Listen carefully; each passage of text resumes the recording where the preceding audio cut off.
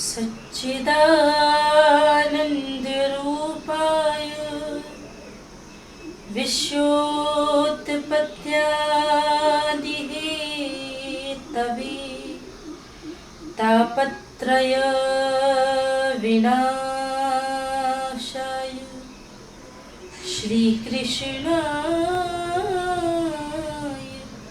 वयं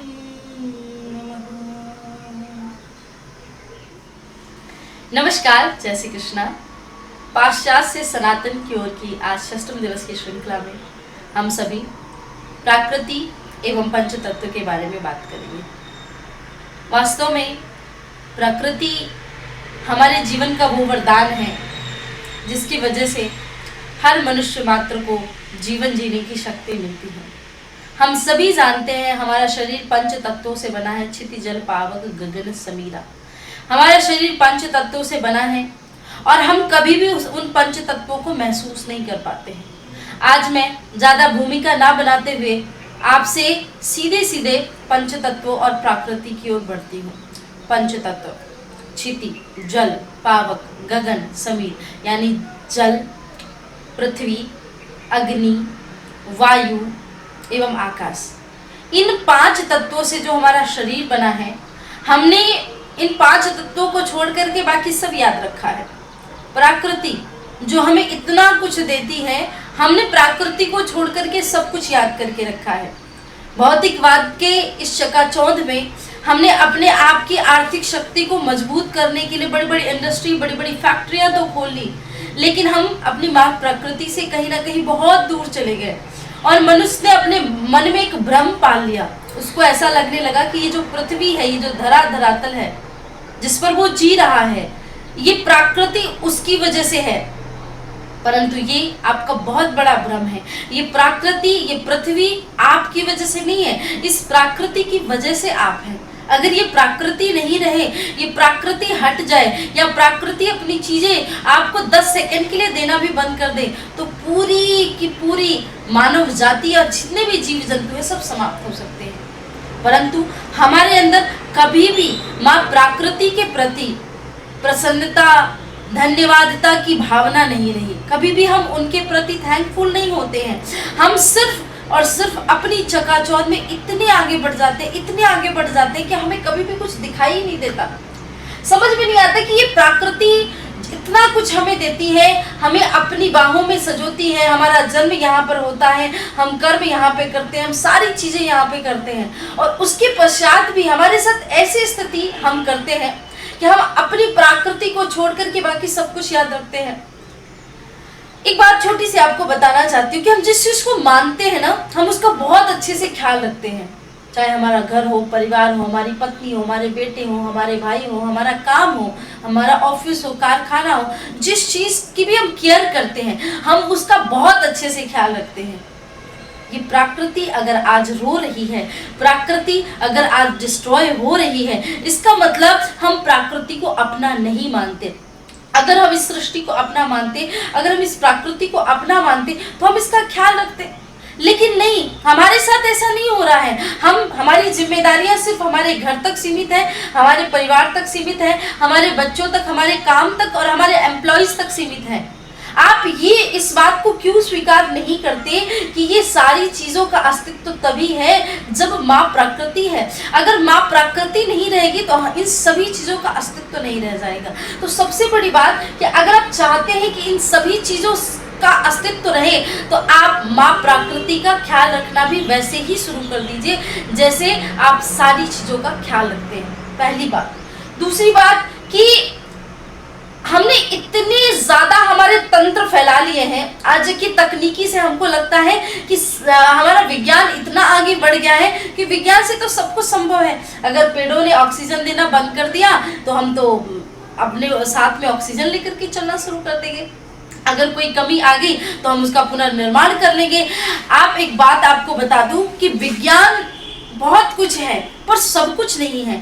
माँ प्रकृति से ही निकला हुआ है विज्ञान, और इस विज्ञान में आप माँ प्रकृति को छोड़ करके अगर विज्ञानी तकनीकी से आगे बढ़ना चाहें तो आप कभी भी आगे बढ़ ही नहीं सकते। मुझे दुख सिर्फ इस बात का है कि आज शहरी चकाचौंध के चक्कर में आकर के हमें मिला क्या? आपने कभी विचार किया है बैठ करके? आपने कभी सोचा है कि इस भीड़ भाड़ वाले माहौल में हमने क्या खोया है और क्या पाया है? बड़ी बड़ी बिल्डिंग्स तो हमने बना ली, पर वो बरगद के पेड़ की छांव आज कहीं रह गई।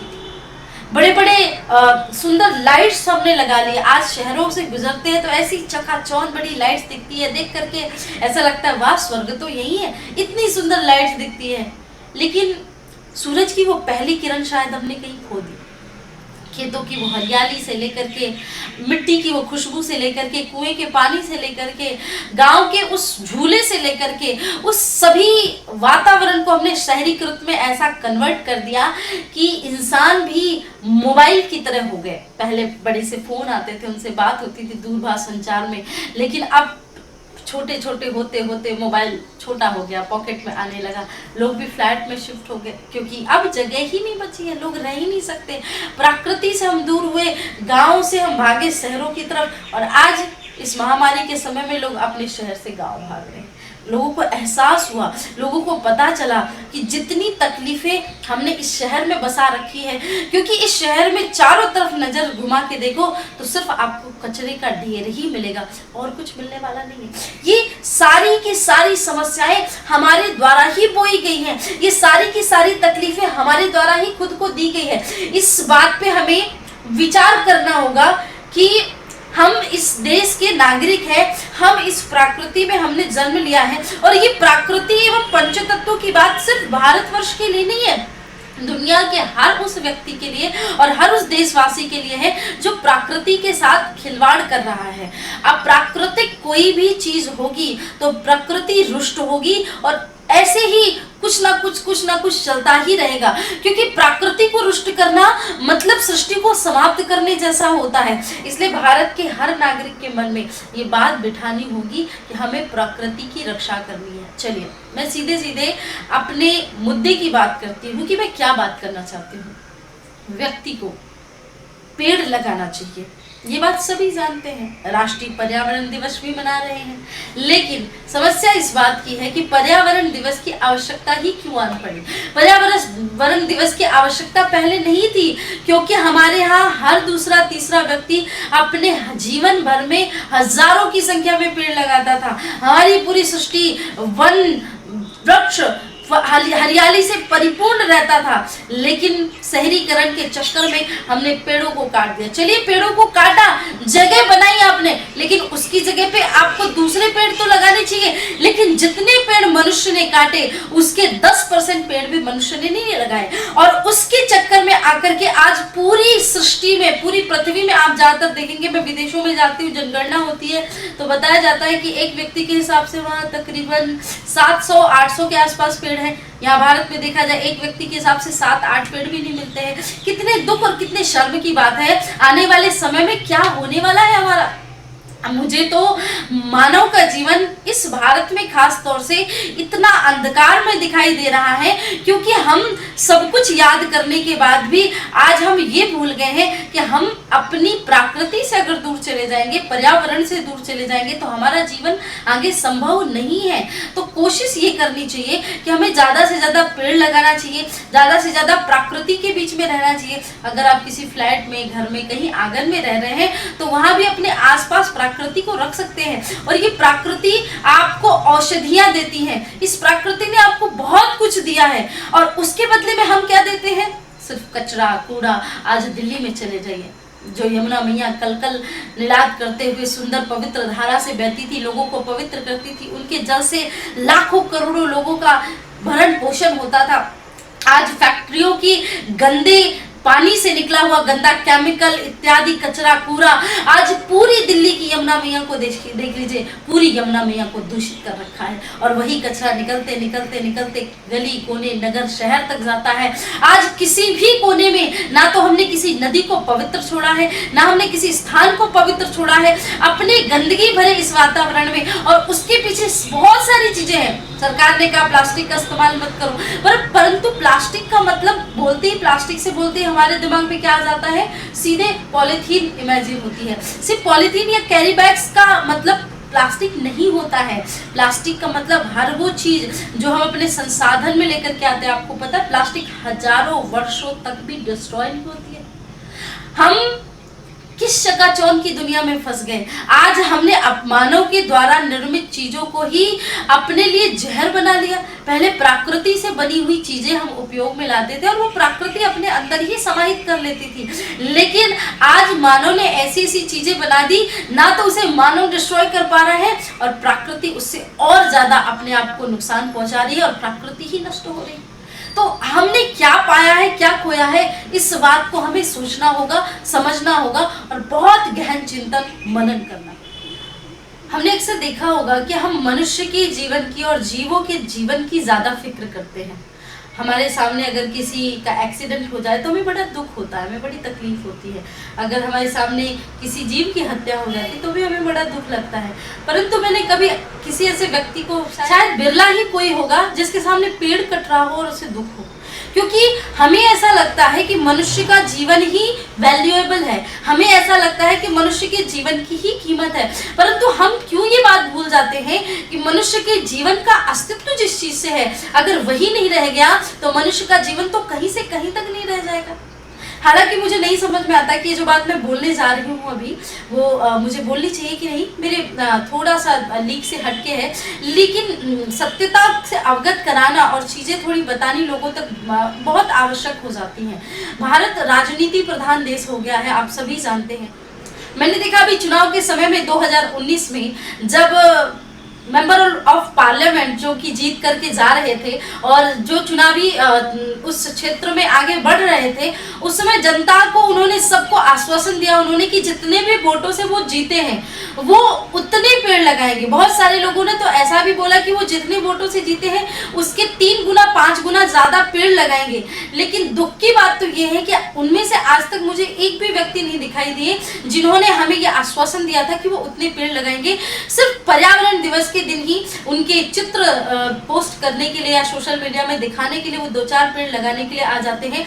आज तक उनकी किसी भी आधिकारिक वेबसाइट के माध्यम से ये सूचना नहीं दी गई कि चुनाव जीतने के बाद इतने पेड़ यहाँ पर लगाए गए। मैं बस ये पूछना चाहती हूँ कि मनुष्य की जनगणना अगर होती है तो पेड़ों की बहुत सात्विक तरीके से और बहुत ईमानदारी तरीके से जनगणना क्यों नहीं होती है। यहाँ भारत में हर आदमी के ऊपर अगर टैक्स भरा जाना चाहिए, ऐसा कानून है, तो हर आदमी को भी 10 पेड़ लगाने चाहिए, ऐसा कानून क्यों नहीं है। हर आदमी अगर जीएसटी भरेगा, बिजनेस करता है, तो उसके पास ये लाइसेंस होना चाहिए, उसके पास वो लाइसेंस होना चाहिए। तो हर आदमी के पास पेड़ों का लाइसेंस भी क्यों नहीं मांगा जाता है। जब तक हमारे देश की संस्कृति में, हमारे देश की संस्कृति को हम आध्यात्मिक और वैज्ञानिक तरीके से प्रकृति को स्वीकार नहीं करेंगे, तब तक हम इस प्रकृति के साथ जीना नहीं सीख पाएंगे।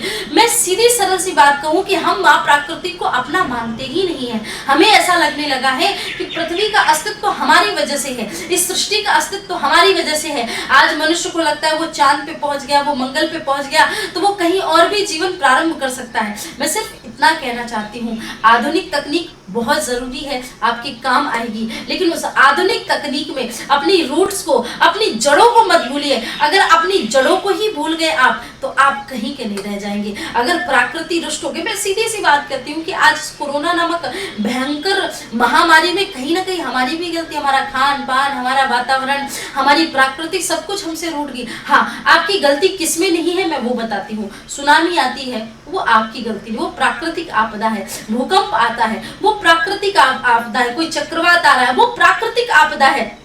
परंतु ये सारी चीजें प्रकृति से मिलती हैं, लेकिन हमारी गलती कहाँ पर होती है, हम प्रकृति के साथ ऐसा खिलवाड़ कर रहे हैं। आज से 2-3 चीजों का संकल्प लीजिए। पहला, कचरे को जितना हो सके रिसाइकल करने की कोशिश करें। घर की सब्जियां इत्यादि आपके घर में छोटा सा बगीचा बनाइए, घर की सब्जियों से खाद बनाइए और उनको फेंकने की जगह या फिर किसी गौ माता को वो सब्जियां खिला दीजिए। प्लास्टिक इत्यादि का उपयोग ना के बराबर ही करें। कोशिश करिए कि मैं जो ये श्रृंखला लेकर के आई हूँ पाश्चात्य से सनातन की ओर, इसमें थोड़ा सा सनातन की ओर शिफ्ट होइए। मुझे हमारी एक बड़ी अच्छी दीदी हैं, उन्होंने अभी 3-4 दिन पहले एक बहुत अच्छी चीज़ बताई मुझे, जो कि बहुत अच्छे से याद नहीं है, मैं फिर भी आपसे सहज में साझा करती हूँ कि पहले हम केले के पत्ते में भोजन करते थे और केले के पत्ते में भोजन करते थे तो रिश्ते एकदम हरे भरे रहते थे। उसके बाद थोड़ा समय आया, सोने चांदी और पीतल इत्यादि के बर्तनों में करते तो रिश्ते बड़े उनकी तरह मजबूत होते थे, चमकते रहते थे, चमकदार रहते थे। फिर थोड़ा समय बीता तो भोजन हम कांच की थालियों में परसने लगे तो रिश्ते ऐसे टूटने लगे। लेकिन अब हम भोजन प्लास्टिक डिस्पोजल में करते हैं तो यूज एंड थ्रो हो गए रिश्ते। ऐसा ही प्रकृति के साथ हो रहा है। हम पहले की तरह रहे ही नहीं। अगर पहले की संस्कृति में जी रहे होते और वो केले के पत्ते में खाने की आज सभ्यता होती हमारी, तो ना हमें आज इतनी बीमारियां होती और ना माँ प्रकृति के साथ इतना खिलवाड़। हमें इस बात को समझना होगा कि हमारी प्रकृति हमसे क्या चाहती है और हम प्रकृति से क्या चाहते हैं, ये बात किसी से छुपी नहीं है। हमारा सुबह के उठने से लेकर के हमारे जीवन में श्वास लेने से लेकर के हमारे सोने तक सब कुछ हम प्रकृति पे बहुत डिपेंडेंट हैं और वो डिपेंडेंसी कभी खत्म नहीं हो सकती। आप चाह करके भी उसे खत्म नहीं कर सकते हैं। मैं बस छोटी सी बात करना चाहती हूँ कि प्रकृति और पंचतत्व को हम फील करते हुए, हम महसूस करते हुए, हम जब भी नित्य प्रति सुबह उठते हैं, पृथ्वी को प्रणाम करने की परंपरा क्यों बनाई गई है? समुद्र वसने देवी पर्वत स्तन मंडने, क्यों हम स्तुति करते हैं, क्यों हम वंदना करते हैं सुबह उठ करके? सिर्फ इसलिए कि जिस पंच तत्व में हम जी रहे हैं उसमें से एक पृथ्वी, हमारे शरीर के बहुत सारे जो भाग हैं वो पंच तत्व से बने हैं। 5 प्रकार के तत्व जिनके बारे में मैंने पूर्व में आपको बताया, फिर से बताती हूँ। आकाश, जल, वायु, पृथ्वी एवं अग्नि, ये 5 तत्वों से पृथ्वी बनी है और हमारे शरीर के हर भाग 5 अलग अलग भाग में बटे हुए हैं, जिनके बारे में मैं आपसे फिर कभी विस्तार से चर्चा करूंगी। आपके शरीर के हर रोग प्रतिरोधक क्षमता से लेकर के रोग उत्पन्न होना कहीं ना कहीं हमारे पंच तत्वों पर ही निर्भर करता है। हम अपने पंच तत्वों को हमने महसूस करना बंद कर दिया है। आप जल के साथ रहते हो, आप जल के साथ रह करके सिर्फ स्नान करते हो, पानी पीते हो। मैं कभी कभी विचार करती हूँ कि व्यक्ति हर चीज को नोटिस करता है। व्यक्ति आप कैसे लग रहे हैं, सुंदर लग रहे हैं, व्यक्ति नोटिस करता है। आपको भूख लगी है, व्यक्ति नोटिस कर रहा है। व्यक्ति सांस ले रहा है, कभी इसको महसूस क्यों नहीं करता? व्यक्ति स्नान कर रहा है और जल उसके अंदर क्या तरंगे लेकर के आ रहा है उसको महसूस क्यों नहीं करता? भूख लगी है, भोजन करना है, लेकिन भोजन हमारे अंदर किस प्रकार से जा रहा है और कैसे क्रिया कर रहा है, थोड़ा सा ध्यान करते हुए भोजन क्यों नहीं करता है? हम कभी भी अग्नि के आसपास रहते हैं या शरीर में जितनी हमारे अग्नि है, जो हमारा अग्नाशय है, जो क्रियाशील रहता है भूख के समय में, हम उस अग्नि को कभी फील क्यों नहीं करते हैं? हमारे पंच तत्वों में से हम किसी भी चीज को, जो हमारे चाहे वो बाहर के पंच तत्व हो, जो शरीर के अंदर के पंच तत्व हो, हम उसको फील ही नहीं करते, कभी महसूस ही नहीं करते और पूरा जीवन हमारा सिर्फ बाहरी चीजों में रह जाता है। मशीनरी दुनिया में, आधुनिक दुनिया में इतने चकाचौंध होंगे कि कभी पृथ्वी में बैठ करके पृथ्वी को प्रणाम नहीं किया, कभी आकाश की तरफ देख करके अपने आप को धन्यवाद नहीं किया कि हे प्रभु, हम कितने भाग्यशाली हैं कि हमने इस पृथ्वी पे जन्म लिया, वो भी मनुष्य के रूप में जन्म लिया। कीड़े मकोड़े जीव जंतुओं के अंदर धन्यवाद की भावना नहीं होती, क्योंकि वो बेचारे, उनकी बौद्धिक क्षमता उतनी नहीं होती। लेकिन हम तो मनुष्य हैं, हमारा तो कर्तव्य है माँ प्रकृति की रक्षा करना, हमारा तो कर्तव्य है उन पंच तत्वों को धन्यवाद करना जिनसे हमारा शरीर बना है। जब भी आज से क्रम बनाइए, आज से नियम बनाइए कि आप उन पंच तत्वों को अपने दैनिक जीवन में महसूस करेंगे। मैं जो बार बार पंच तत्वों को महसूस करने की बात कर रही हूँ, मैं छोटी सी बात बता देती हूँ तो शायद आपको बहुत अच्छे से समझ में आ जाएगा। हमारे भारतीय ऋषि मुनियों ने सुबह उठते ही पंच तत्वों को महसूस करने की इतनी सुंदर क्रिया प्रारंभ की थी जिसको हम भूल गए। मैंने प्रथम दिवस दिनचर्या के भाग में भी आप सभी से ये चर्चा की थी, लेकिन उस विषय से नहीं की थी, इसलिए मैं आज बहुत सरलतम और बहुत कम समय में आपको बता देती हूँ। जब हम सुबह सुबह उठते हैं तो सबसे पहले हम हाथ देखते हैं, फिर हाथों को जोर से रगड़ते हैं तो अग्नि प्रकट होती है, यानी ऊर्जा प्रकट होती है। तो पहला तत्व हमारा आ गया। दूसरा तत्व कि हम पृथ्वी माता को प्रणाम करते हैं। मैं ये बाहरी तत्व की बात करी, मैं शारीरिक पंच तत्व की भी बात नहीं करी। हम सुबह उठ करके पृथ्वी को प्रणाम करते हैं। सुबह उठते ही तांबे के लोटे में जल पीने की, तो जल तत्व भी आ जाता है। और फिर हम सीधे बाहर निकलते हैं तो हम आकाश तत्व और वायु तत्व को महसूस करते हैं। भारतीय ऋषि मुनियों ने ये प्रारंभ किया कि जब भी आप अपना सुबह प्रारंभ करो, क्योंकि आप इन पंच तत्वों के अलावा इस दुनिया में कुछ भी नहीं है, 5 तत्वों से ही सब कुछ बना, उसके अलग अलग भाग हो सकते हैं। तो आप सुबह उठ करके अगर उनके प्रति धन्यवाद के पात्र बनेंगे, उनके प्रति हृदय में भाव रखेंगे, प्रेम और सहजता की भावना रखेंगे, वो पूरे दिन आपका ख्याल रखते हैं और पूरे दिन कहीं ना कहीं आप ऊर्जावान, शक्तिवान और रोगों से मुक्त होकर के अपना कार्य कर सकेंगे। मैं बस इतना कहना चाहती हूँ कि हम इस प्रकृति को, इस पंच तत्व को, हमें ऐसा लगता है कि ये हमारे यूज करने के लिए, ये पेड़ बना है, ये पेड़ हमारे यूज के लिए है। बस जिस दिन इस पेड़ के प्रति, इस पर्यावरण के प्रति, माँ प्रकृति के प्रति, माँ पृथ्वी के प्रति अगर परिवार वाली भावना आ गई कि नहीं ये तो मेरा परिवार है, तो परिवार को व्यक्ति यूज नहीं करता, परिवार का ख्याल रखता है, परिवार के साथ सामंजस्य बना के रखता है।